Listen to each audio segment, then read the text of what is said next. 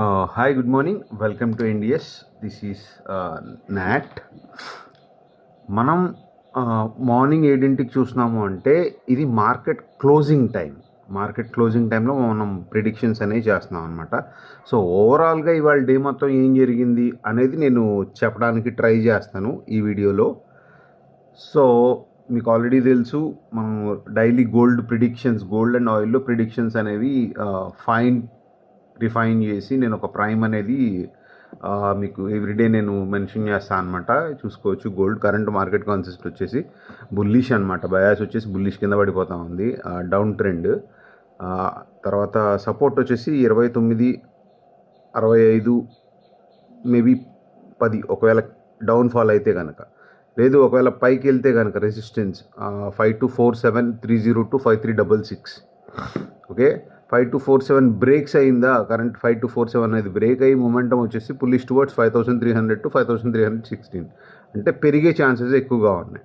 Okay, so pull back opportunities కూడా ఉన్నాయి. అంటే బుల్లిష్ పుల్ బ్యాక్ అంటే కొంచెం వెళ్ళిన తర్వాత, సో దాని తర్వాత there is a chance to fell down అనమాట. మార్కెట్ అనేది పడిపోయే ఛాన్సెస్ అయితే ఉన్నాయన్నమాట. అదొకటి. సో దాని తర్వాత రెండోది చూసుకుంటే కనుక హియర్ investing.com ఇది ఒకటి ఉంది కదా మన దగ్గర. సో ఇది ఏం చెప్తుంది అనేది చూద్దాం మనం. All cell. ఇక్కడ నేను ఎందుకు చూస్తాను అంటే ఇది ఫ్రీగా నాకు ఇండికేటర్స్ అన్నీ ఇస్తుంది అనమాట.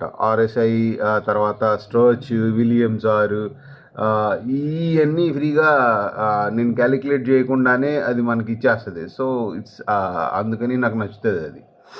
సో సెకండ్ వచ్చేసి ఆయిల్ ప్రైసెస్ చూస్తే, ఆయిల్ ప్రైసెస్లో మనం అఫ్కోర్స్ ఇది పెరిగిన తర్వాత ఇక్కడ ఏం జరిగింది అనేది చెప్తాను నేను మీకు. ఒక సపోర్ట్ అనేది ఎలా వెరీ హై మూమెంట్ ఉన్న టైం ఇది. ఇంత పెరిగిపోయింది, ఇంకా పెరిగిపోద్ది అన్న టైంకి it started to fall down. ఇక్కడ వరకు వచ్చింది current. So there is a still chance to fall down, pull back. అయినా సరే అమెరికన్ డాలర్ ఎందుకు అంత స్ట్రాంగ్గా ఉందో I really don't know. Okay, తర్వాత వన్ స్టార్టెడ్ మొమెంటమ్ మీకు బేస్ బయాస్ అర్థమైన తర్వాత you can get nice profits అట.